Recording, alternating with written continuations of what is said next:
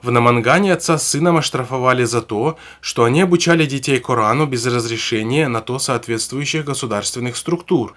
Об этом 5 ноября сообщил официальный телеграм-канал Верховного суда Узбекистана. Согласно этому сообщению, двое жителей Намангана, начиная с ноября месяца 2020 года по сентябрь нынешнего года, обучили Корану как минимум 10 детей. Размер штрафа Верховный суд в данном сообщении не упомянул.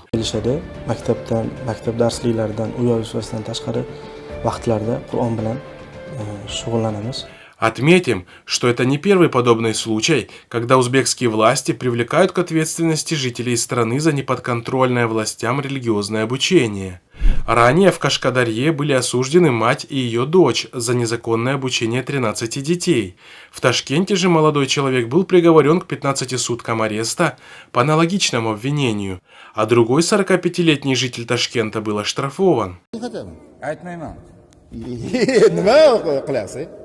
Напомним, что 5 июля нынешнего года президент Мирзияев подписал закон о свободе совести и религиозных объединениях в новой редакции.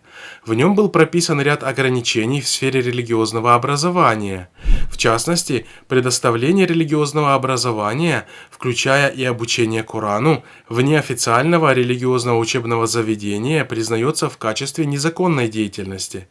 Также запрещается предоставление религиозного образования детям, не достигшим 18-летия. Vaholanki Toshkentni Qoq markazida nasroniylarni cherkovda 6 yoshdan ham ularni diniy ta'limga qabul qiladi.